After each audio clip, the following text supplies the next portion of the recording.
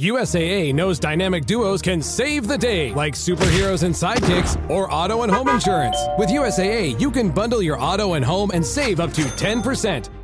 Learn more and get a quote at USAA.com/bundle. Restrictions apply.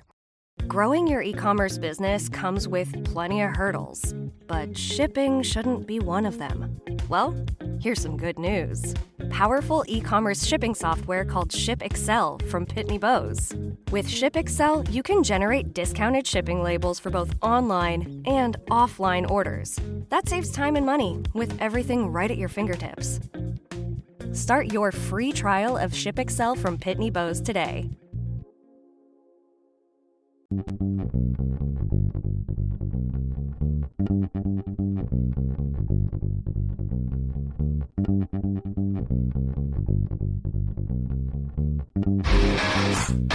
All right. Welcome back. Misfit Nation. The Misfit Nation Show. We are a show founded by a veteran and hosted by two veterans and a military spouse.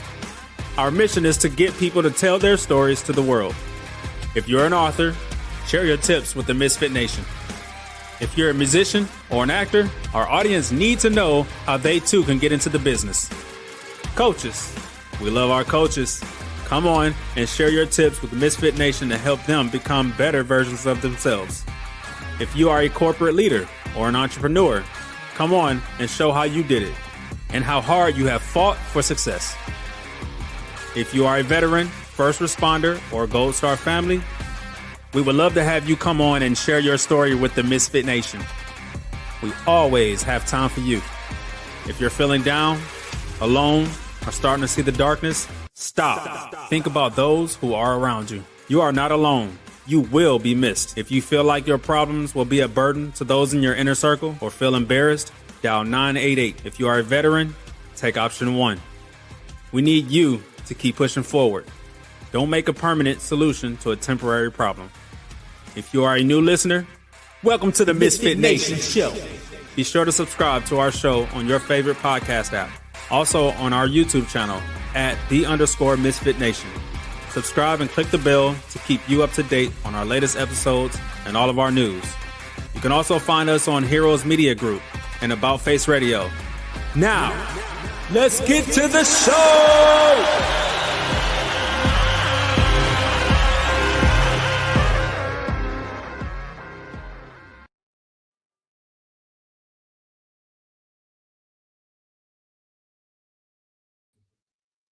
Woo!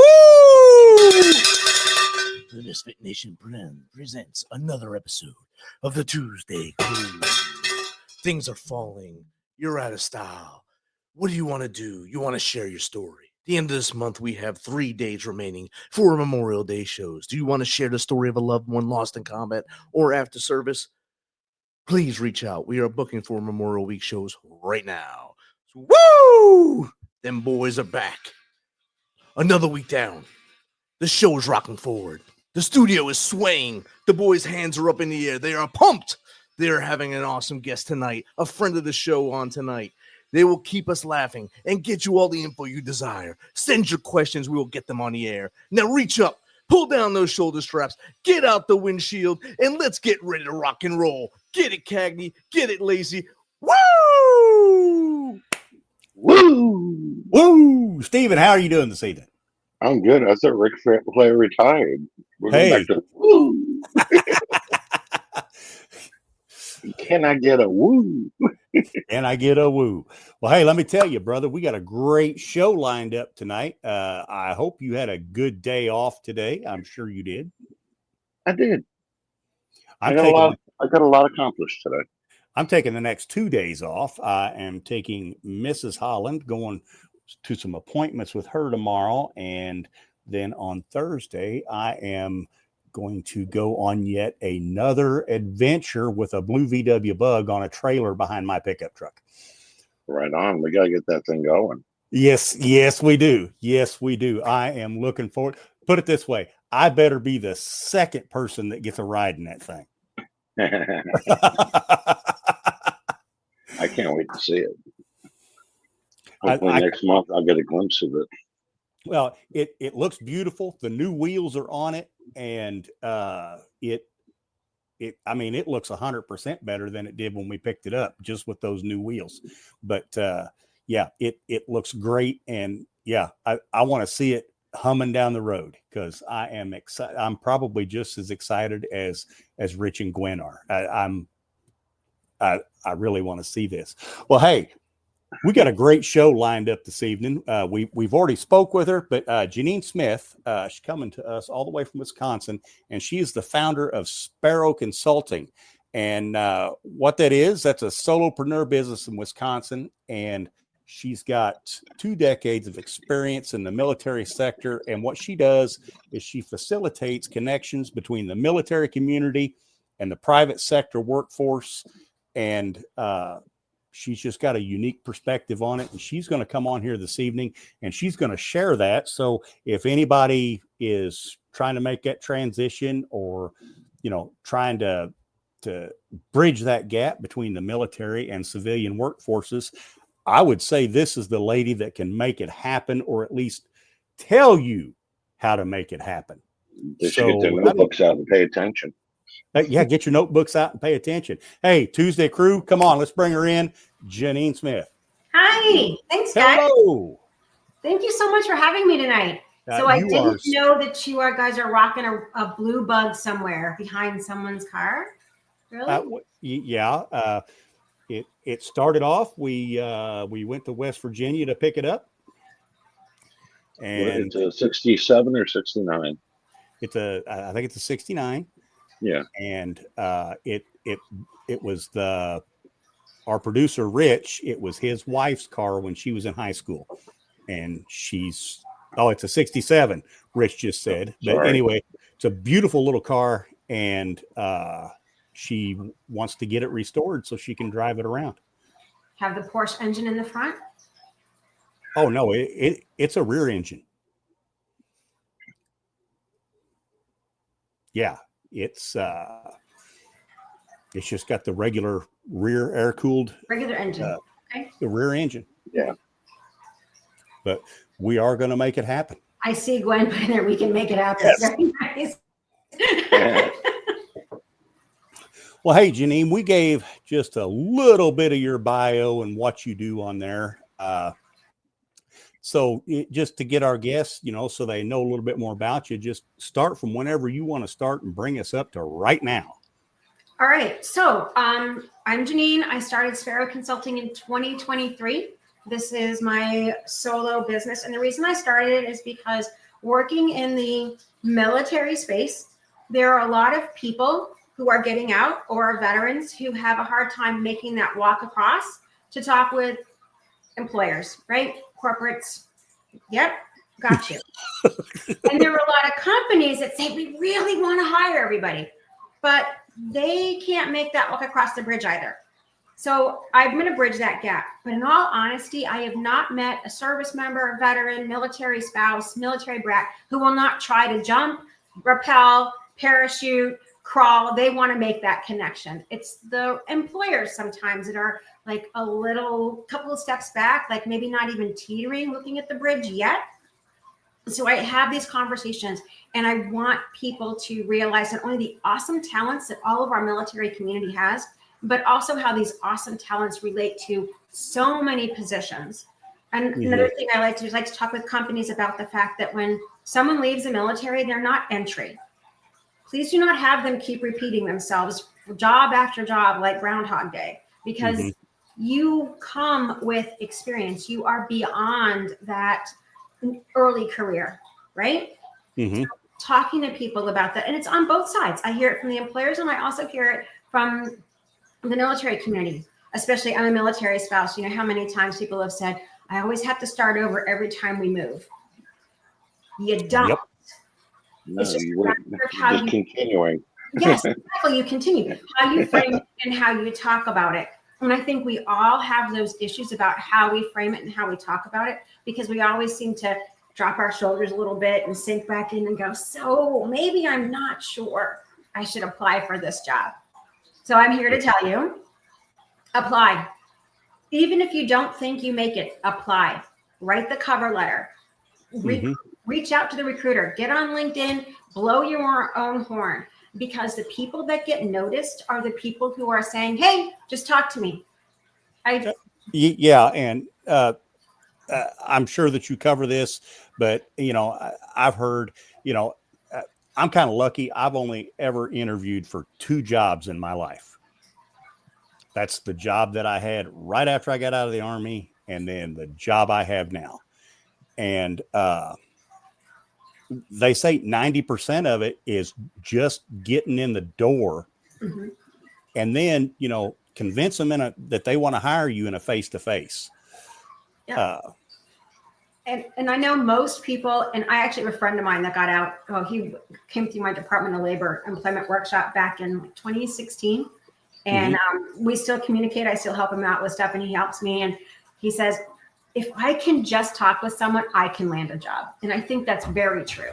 If anyone can just get the opportunity to talk with someone, the way that you represent yourself and the way that you have that charisma, people will start to take notice. They'll see how you carry yourself. They'll understand that there's so many things that you have that you can offer, right? Mm-hmm. And that's important. Yes. But on the other side of that coin, there is the idea that when someone sends a resume that has all the acronyms and all the job titles that don't exist in corporate sector, the people are, I don't know what this means, and I cannot decipher it. So the last few times that I've been talking to employers or speaking, I'll say, you don't have to speak military. I can speak military. You don't have to speak military to hire someone from the military. Yes. Right? Well, So regardless of military, they have a skill and they want to use that skill. yeah.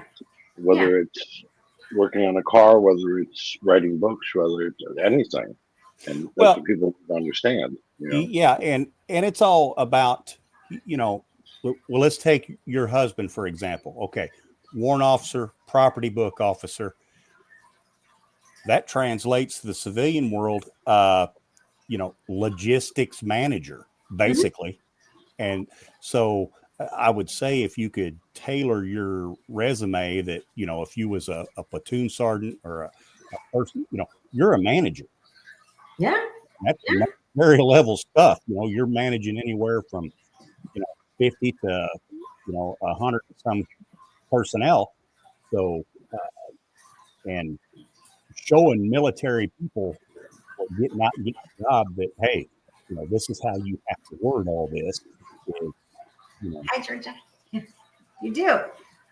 You have to be able to word it and change it. And that takes a little bit too, because, and I don't know, Stephen, if you feel this way, that when you've written about your own jobs, that sometimes you don't want to give all the information because you don't want to sound too over the top.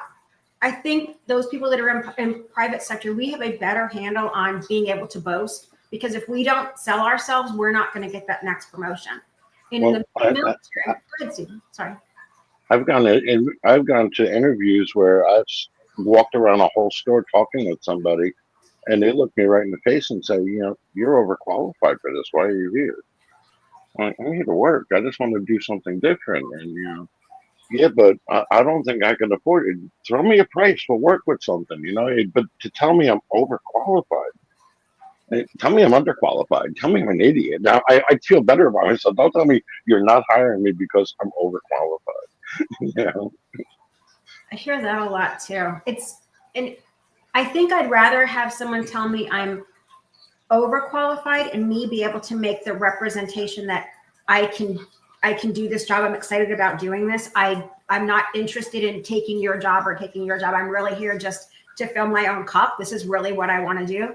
Because I think if someone says to you, you're underqualified, trying to claw your way back up and say, but I can do X, Y, and Z. I just need that opportunity. Right. And that's just my thought processes. Mm-hmm. Well, to get to where I am today in, retail management, I had to stand over somebody's shoulder and learn their job because they were afraid of people taking their job. So they wouldn't teach anybody what they did. That person wound up getting sick and being on leave, and somebody had to jump in. And from me standing like this over him, watching everything he did, that's how I got the position. That's how I started moving up. You know, Nice. they wouldn't teach. So from that, I learned, you're working for me, you're working for me. You're all learning my damn job. You're doing my job. Yeah. I don't care.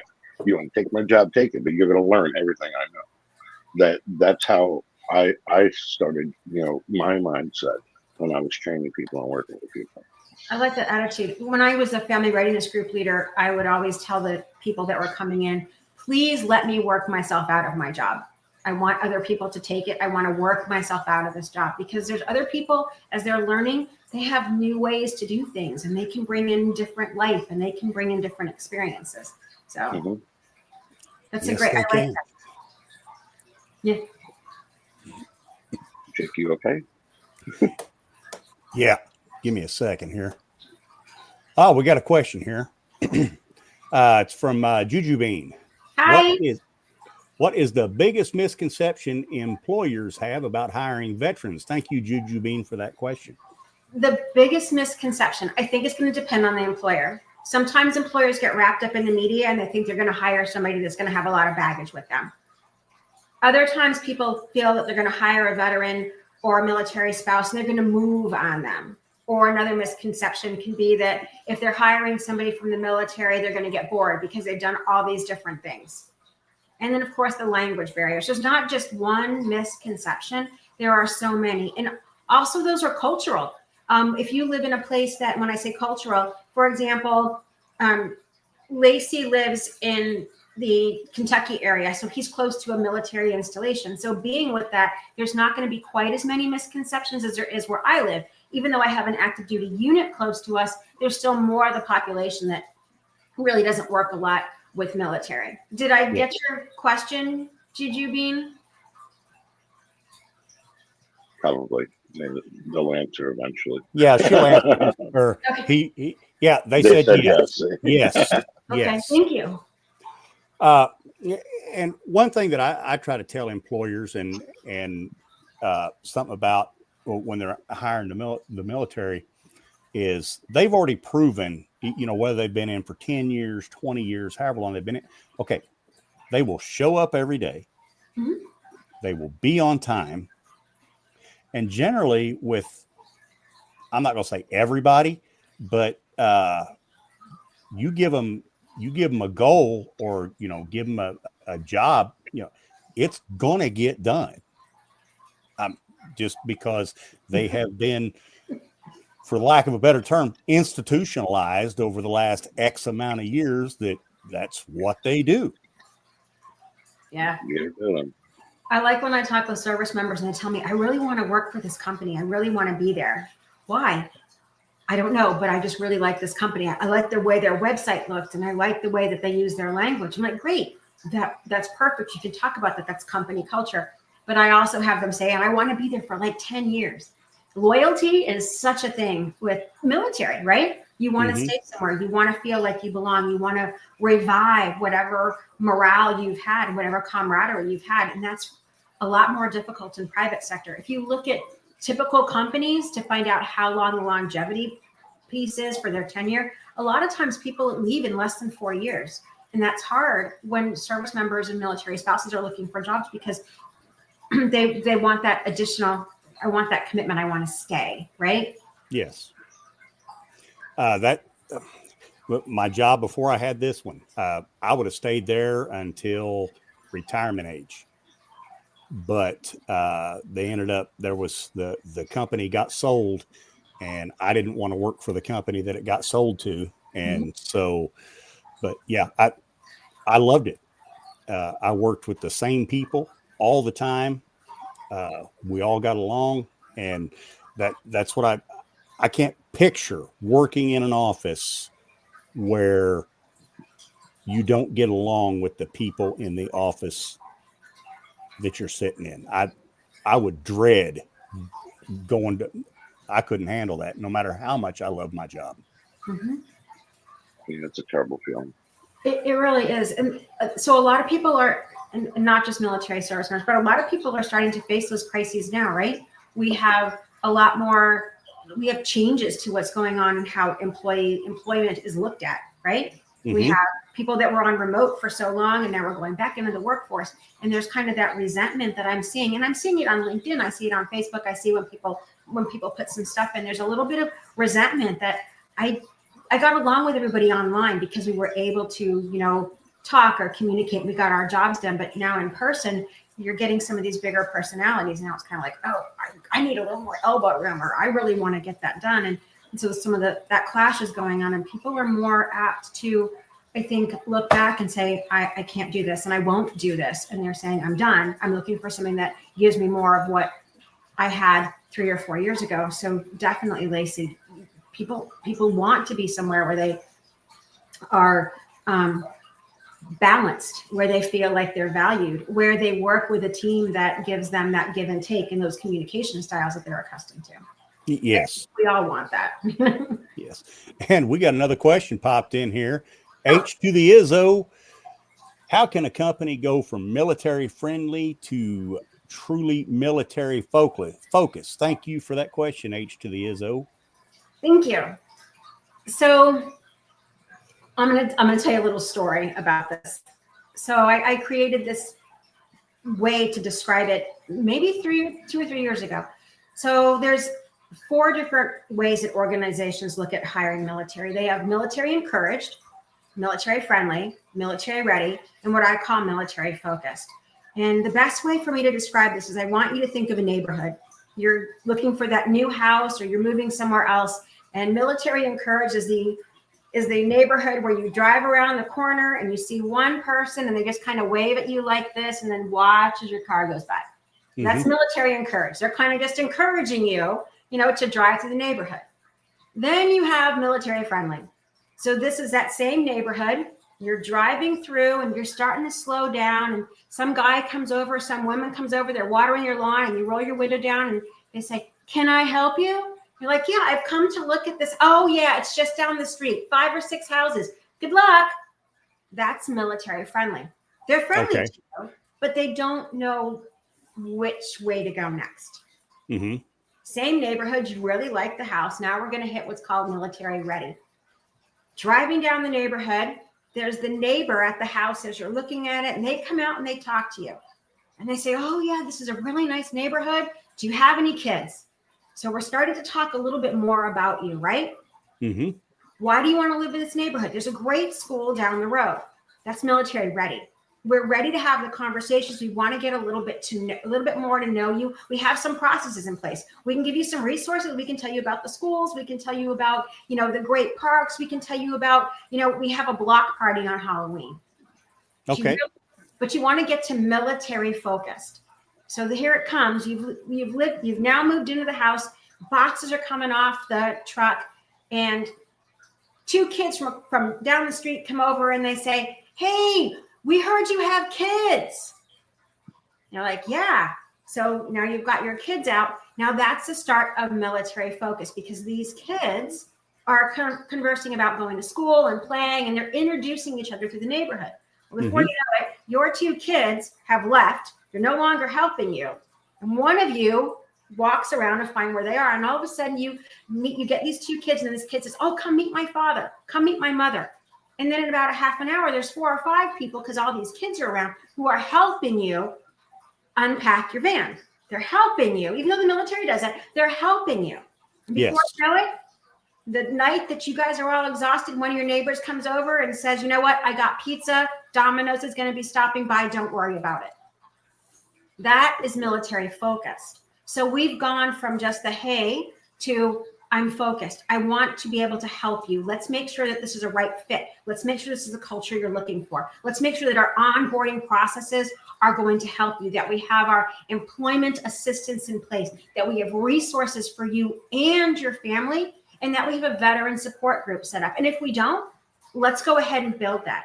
Another thing about being along the lines of between military or veteran or military connected, ready and focused, is that you have what's called advocacy, which means as you're starting to build your pipeline, the people that work for you, the military people, are telling their friends, and they're advocating for what you've done. They're advocating for how your company works, and that helps the pipeline move forward.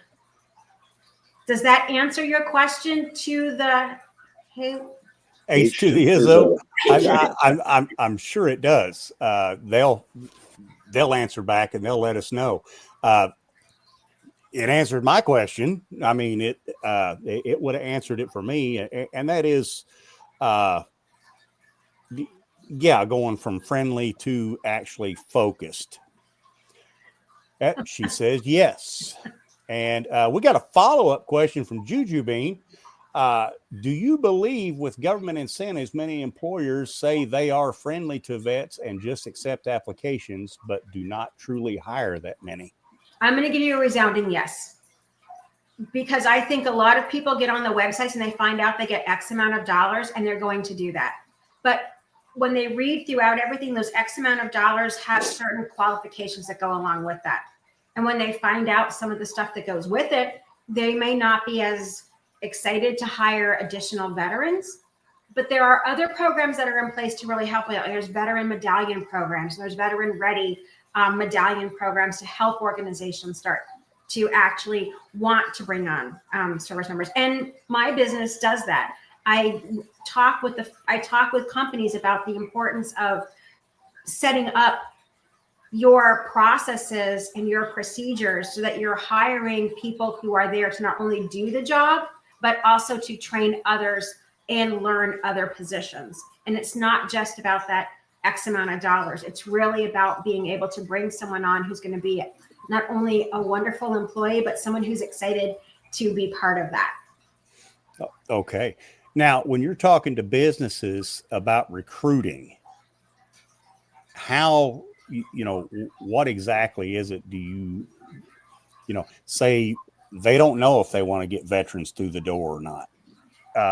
What specifically do you get them to do to actually draw veterans to them? Are there any incentives for veterans, or how do you work that? So when I talk with employers, I work on the education piece. Workshops is one thing that I think is really important, the education piece. So some of the things that I teach employers is what the military culture looks like, right? Mm-hmm. Breaking it down so we understand a day in the life of a service member, day in the life of a military spouse. I talk about the statistics, right? I talk about the fact that most service members and military spouses will have 10 to 12 jobs over their lifetime. And even if someone's in the Army, Navy, Air Force, Marine, Coast Guard, Space Force, you still have all those different additional duties, right? So Lacey, I think if you think back, you probably in the military, before you retired, you probably did 13 different jobs at any given time? Probably, right? So I talk in my workshops about understanding what the military looks like. And then I break down certain things and we talk about the skills that they have. To get people to understand what a military base does, I'll have people close their eyes and I'll say, I want you to visualize a road and you're driving. And I'll say, keep your eyes closed. And I said, so to the left, as you come down the street, you see a big building where there's a lot of people gathered in front of it. They're all waiting in line to get in. It hasn't quite opened yet. And you're going to keep going. And on the right, you're going to see a Burger King or a McDonald's. And as you make that turn, you're going to see a big, long strip mall with a dry cleaner. And they've got a place for you to get some different clothing. And there's also a small, like a Circle K, but not really, just a small little shop for you to pick up some things as your way. And there's a gas station attached to it.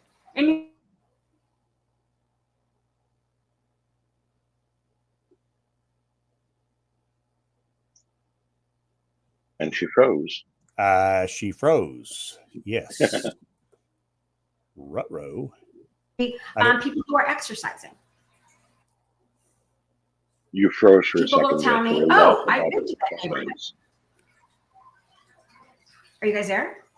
Yeah, you froze up there for a little bit. But you were describing, driving on the post and seeing everybody lined up at a building, which was probably the dining facility. And then the other. I turned my camera off because I think we've got winds in Wisconsin. Okay. All right. That works. But you were describing how you were telling people to close their eyes and this is what they would see coming onto a military base.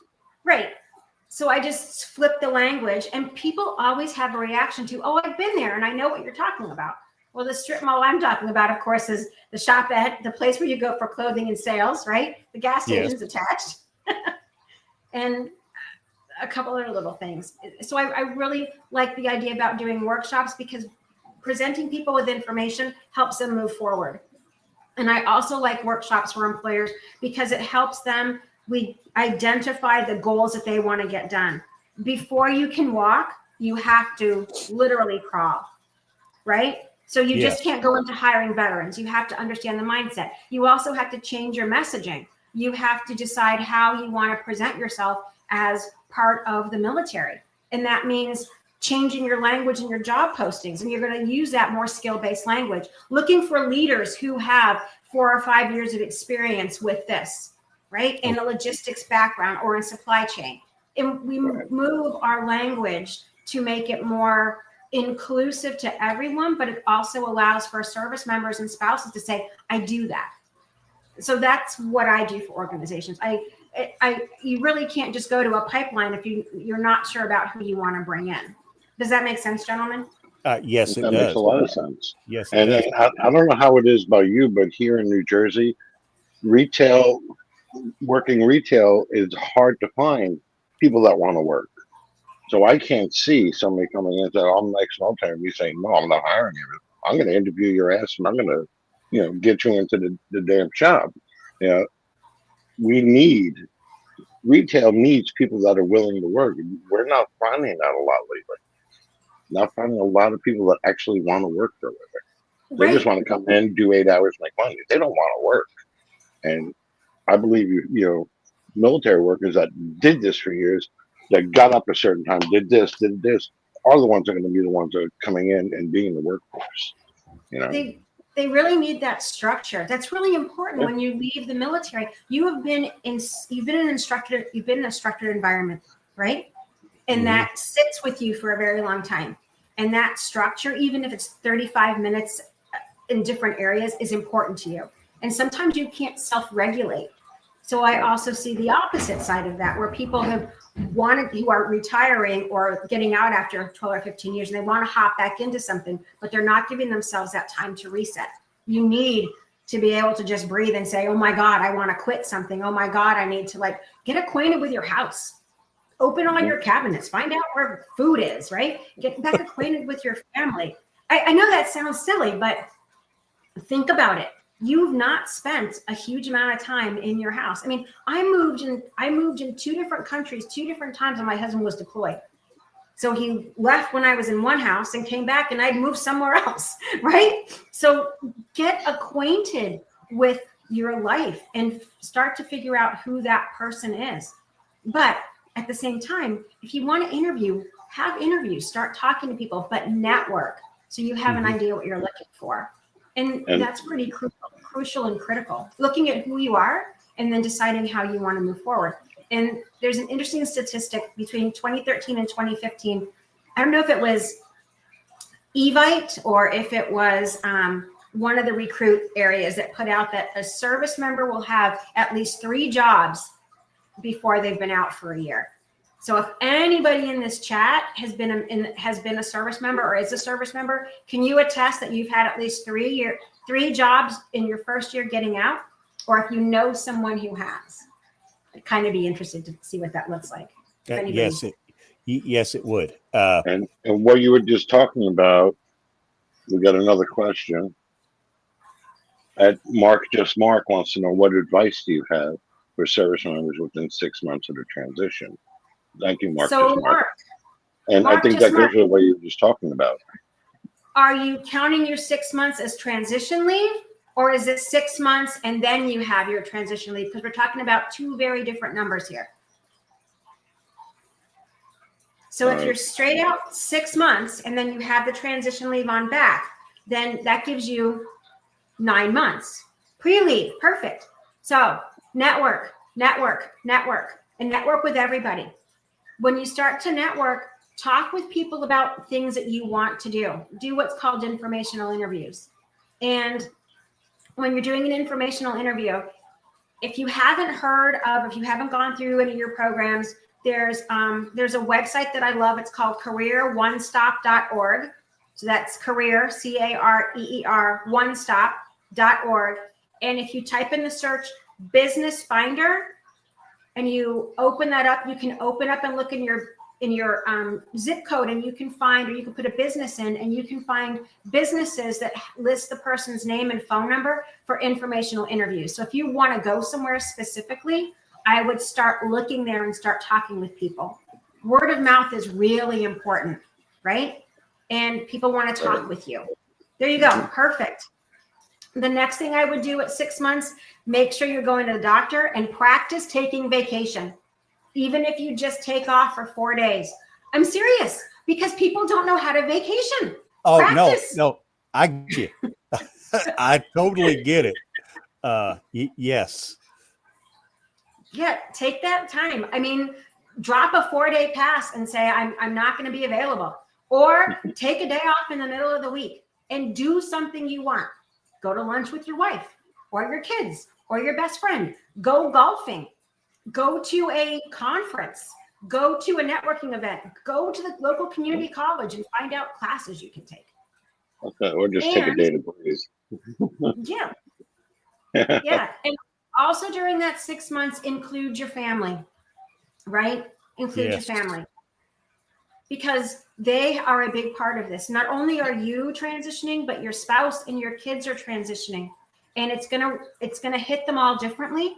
There's going to be a lot of loss. There's going to be a lot of grief. There's going to be a lot of change. So make sure you're all talking about this. And also, while you're in the job search, because you've got a 90-day window, work 40 hours. Have breaks. Make sure you've got a lunch. Hold yourself to a schedule. Stop at a certain time. And if you work in your office, close the door, turn out the lights, turn off your computer, and make it a work day. And that helps you start to process and let things go. And find a hobby that you love. Woodworking, gardening, going to the range once a week. Find a hobby that you're going to be consistent with, because that's a great way for you to de-stress. Oh, I love that. 44% of veterans leave there in the first year, by their end of their second year. Yeah.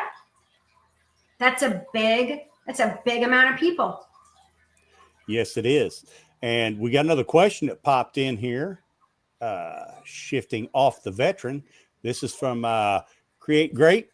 How can military spouses market their diverse skill sets to employers? Thank you for the question, Create Great. All right, so let's walk this out and unpack this. So I'm a military spouse. My husband traversed the universe and whatever, and I was home. Everything that you did, you put down. I had 3 girls. We had birthday parties. So when it came to my master resume and I wrote this out, if I did a birthday party, I wrote down planning, invitations. I had to find out where the venue was. So I put it under special events. And I did that for every birthday party. If I coached a sport, I talked about leadership. I talked about the ability to manage small teams. And yes, coaching is small teams. You have more than one kid, those are small teams. Kids come to your house, you are managing small teams. Talk about that. Program management, appointment setting, project management. Going to the doctor is an event, right? Yes. Moving is a logistical nightmare. Talk about that. Did you do bins for this keeps, this stays, this goes, organizational skills? Do you have charts that you've written down? It's important for you to start thinking about what you want and what you like, and have that list of I really like doing this and I don't like doing that. Also, as a military spouse, take advantage of free workshops, free classes that you can take through USO transitions. You can also go to Act Now Education, and also start talking yourself up. Use the word I. This is what I did. Find out what your superpowers are and always talk about them. So if you've got the gift of gab, sell it. If you are someone who they go to because they know you're a community connector, sell it. If you are the person that they call on the phone to always show up at the meetings and take notes, sell it. How'd I do? That sounds great. That worked for me. Because and if you was a coach of little kids and having to deal with you could have probably also got a good job herding cats somewhere. Oh, yes. Yes. But you can also talk about working with parents, Yes. you can call them stakeholders. So let's talk about that change of language. You work with parents, you can call them stakeholders, right? You Yes. can talk about the programs you designed and you had a structured sense and you did a program and it lasted for 6 weeks and you managed it. And program management is just that. Or project management. It has a specific time. You meet benchmarks and it ends. And you can talk about that in sports or you can talk about that in a move, right? So right. And if you was a kids coach and dealing with parents, you probably have a pretty good knack for dealing with adversity as well. There you go. And all your strong communication skills. And if you've lived overseas, you've got that third culture mindset, right? Mm-hmm. So you've got diplomacy skills. You have an ability to, maybe you've learned another language. Maybe you understand the possibilities of slowing down your conversation or providing active listening. So you're listening to someone before you speak. So all of these things are really important. My email and stuff will be in here if you want to send me an email. I'll be more than happy to talk with anybody more about this stuff. I know we're getting close to the top of the hour. So thank you, John. Yeah, we'll go. Yeah. I mean, we still got plenty of time. I have a cup of tea. I can be here all night. All right. Hey, so we do have another question. The next resume I need to write, seeing I deal with Jake and he's a year older than me, can I say work with the elderly? You can. Oh, okay. Works well with the elderly. So I can put that on my resume. But I think you want to call them senior citizens or top leadership. It depends on who you're talking to, right? I'm your top leadership, buddy.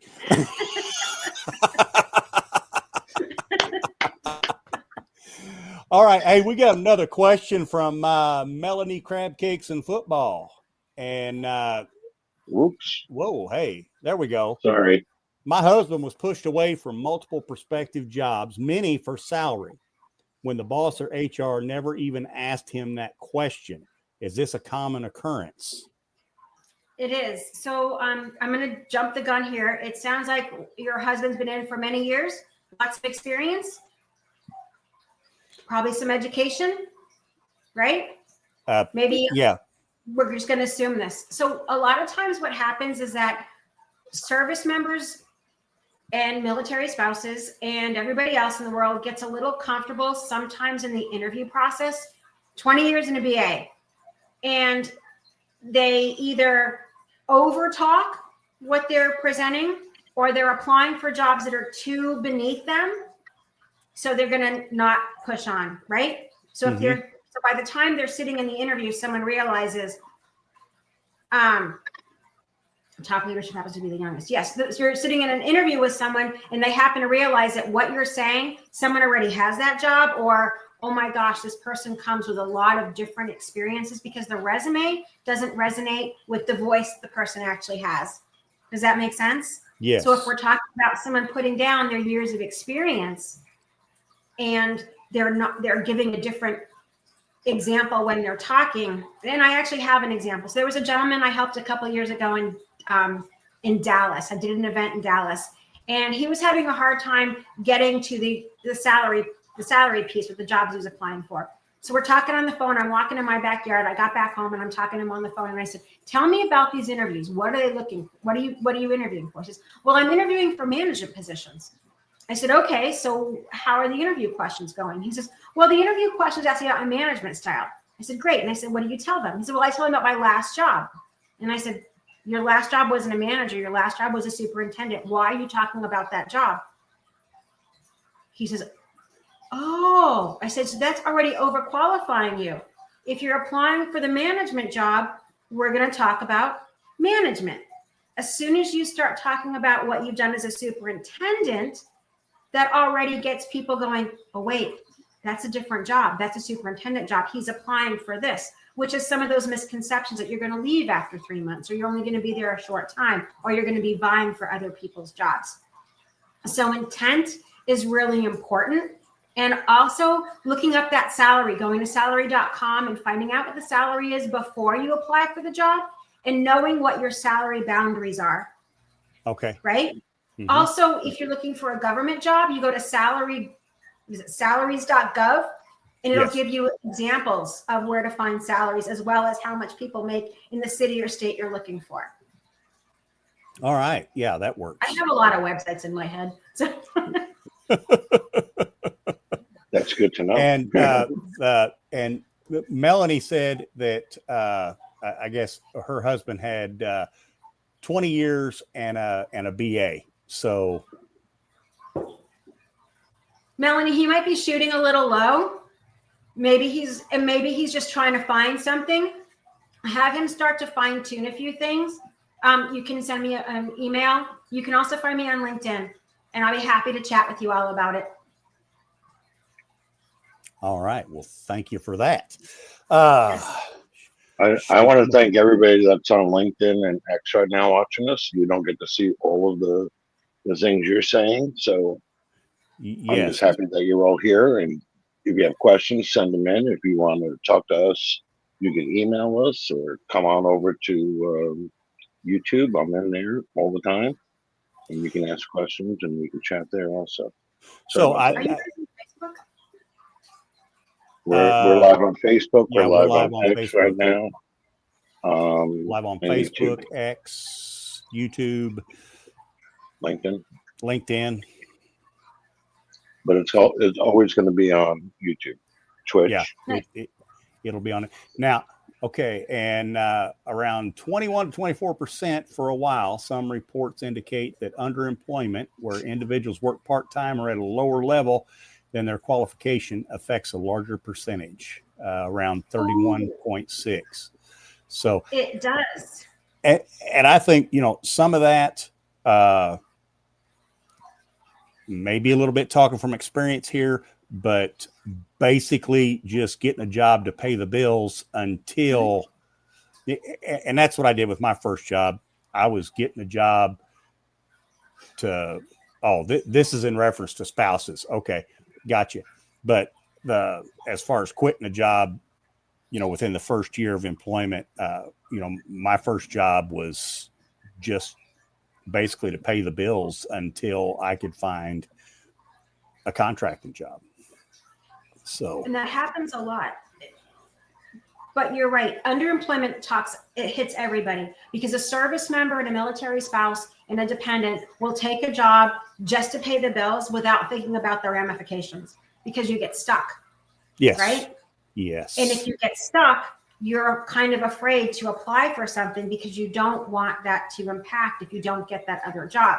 So a lot of times people will stay underemployed for a significant amount of time, which could be up to a year, until something jolts them and says, oh my gosh, what am I doing? Continuously network. So here's something that I tell all of my service members.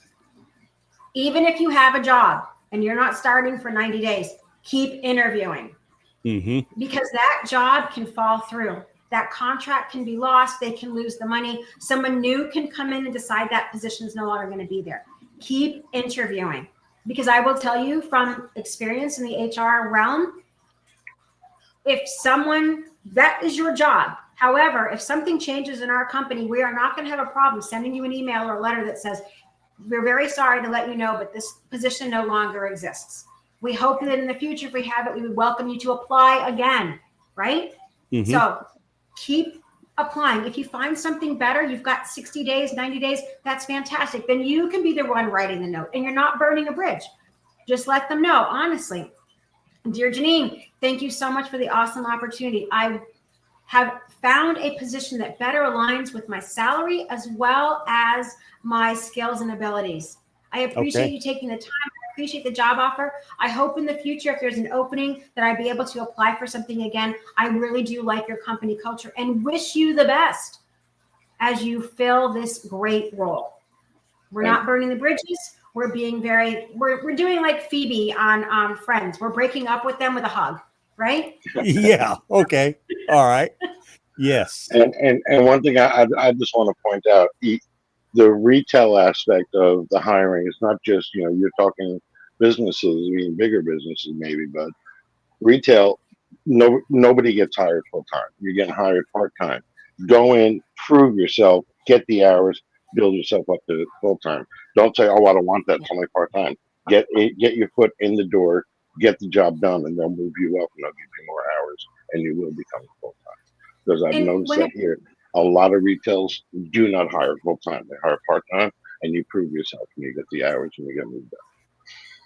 Right. Also, when you're thinking about military spouses, 22% is our unemployment rate. That's another reason I went into business. That's a huge 22% is unemployed.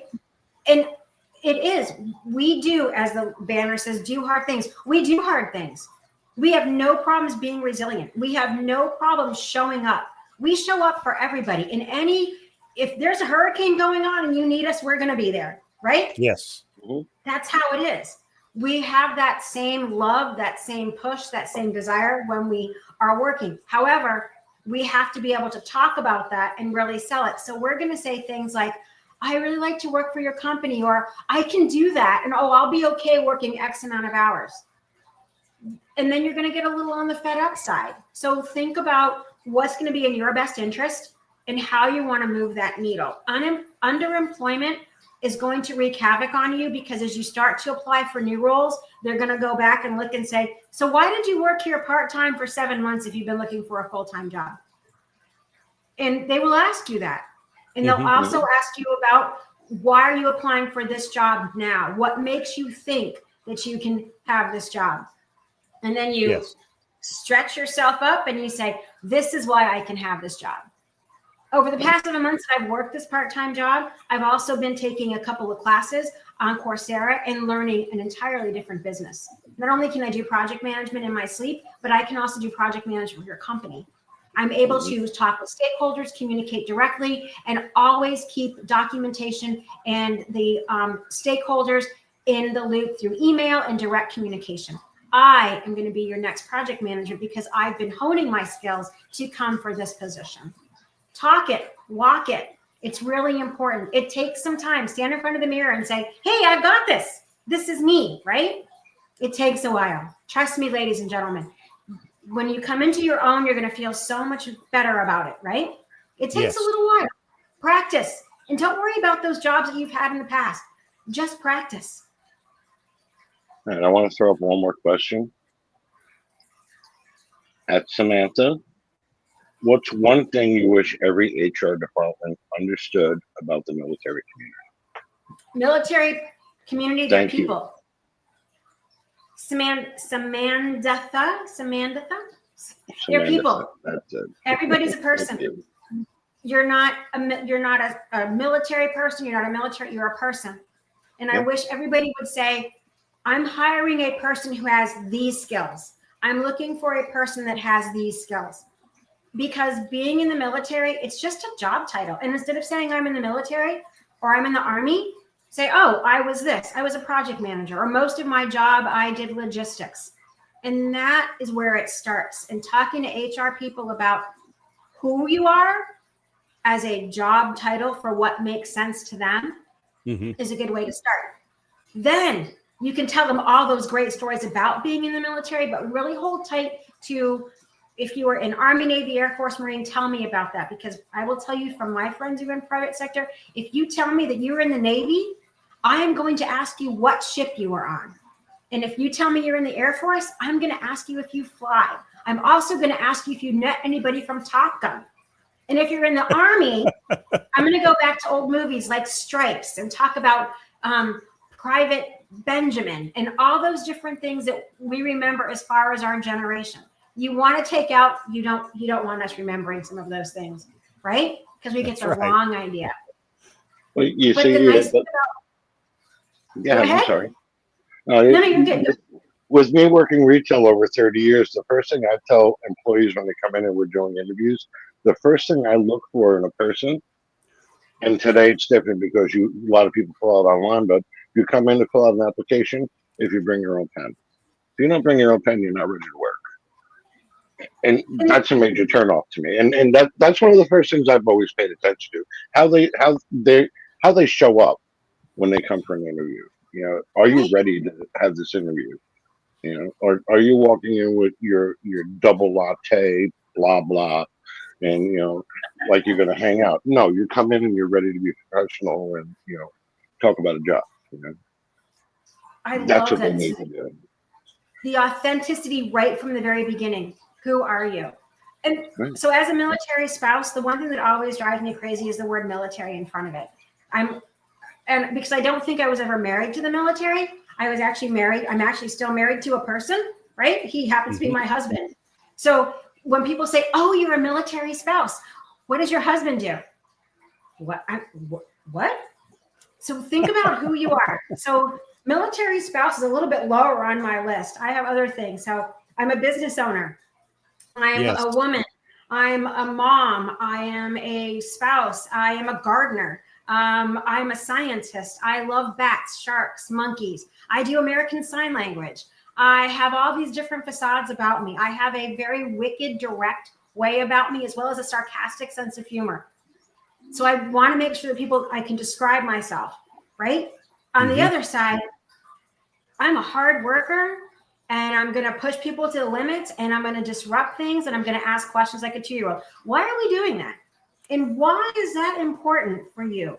And I'll ask people when they show me their resume, why do I care about this line here? Why do I care? Well, because I can do that, but you're not telling me how you do it. You didn't tell me when you did it. What's the percentage of this? Because if you're fixing problems for me, I want to know what your past is bringing to my future. So I need it quantified. So I'm very direct, and I want to know, why is that important to me? Why do I care? So when you're interviewing, think about that. Why do they care? And why do you care about the questions? And why do you care about this company? And why are you going to make the best employee they're looking for? All right. Can you share a success story where a company truly transformed into a military-focused organization under your guidance? And oh, yes, I can. Thank you for that question. Come at me, bro. Come at me, bro. Like that. Come at me.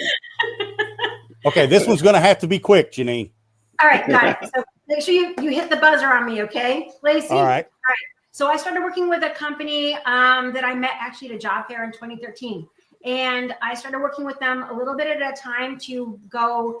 That was their very first job fair, and they wanted to start hiring from military. And they knew nothing, not a thing. They had a couple of people that had worked for them in the military, but they really didn't have a program. So I started talking with their HR manager, and she and I started to put together what they're looking for. We started changing messaging. Between 2013 and 2014, I helped them hire 7 service members, transitioning service members, and they put them in Atlanta, North Carolina, New York, Boston, New Jersey, Philly, and somewhere else in Pennsylvania. And they had Army, Air Force, and Marines. Oh, and Connecticut as well, right? And then when they did this, actually 2 of their service members started talking about a veteran support group, and they brought that to her. I was able to help them start putting things together, including a skill bridge program. Did it take 2 years? It took 6 years. 6 years to build out this program, because people change. You get new hire. You have one person who's a hiring manager over 29 states says they want to do this, but people come, people go. Leadership changes. You go up and down with money. How you're going to focus things on what you're doing. But by that 6 years, they were doing advocacy. They also had 3 service members who were now doing recruiting for them, veteran recruiting. Nice. I still have a couple of them on my phone. So if I have someone that's interested, I will go ahead and just call them on the phone and say, hey, I've got someone for you. Here's my phone, and I'll give it to them to talk. And they're like, really? Yeah, you're going to talk directly to them. I don't need to know about the conversation. I'll help you with the resume. But, go ahead and talk with them directly. It takes a little bit of time. It doesn't happen overnight. All right. All right. All right. That was our last question. I got one more question for you. Okay. What are 3 things that are non-negotiable that Janine has to do every day to make her day complete? All right. So I have to have a cup of ginger and lemon tea with honey, because I need the ginger and the lemon to keep me going with lemon peel. I need to get out in nature. 100%. I've got to be out in nature. And the third thing I have to do is I have to watch Bones on repeat, or a natural history show on animals. Right now I'm watching things on orcas and sharks to keep my science heart happy. All right. Big fan of Bones, by the way. Yes. Janine, where did an hour go? I don't know. It went by quick. It did. It went by quick. Really We enjoyed did a it. lot of talking. A lot of did a lot of great learning. information out there. A lot of good questions. And, you can reach out to Janine on LinkedIn. It's Sparrow Consulting. And if you got any questions, please feel free to reach out. And she will get those questions and get you helped out. ToosDay Crue, Misfit Nation, glad that you were here tonight. Remember, if you're feeling the darkness, 988, take option 1. If you don't get what you're looking for there, reach out to us. My email is jake@themisfitnation.com, Stephen@themisfitnation.com. We'll send you a phone number. We'll listen to you. Misfit Nation, we love Day you. or night. Everybody, thank you. Have a great night. Love you all. Love y'all. Good night, everybody. Bye, everyone. Thank you. Bye. Thanks, guys.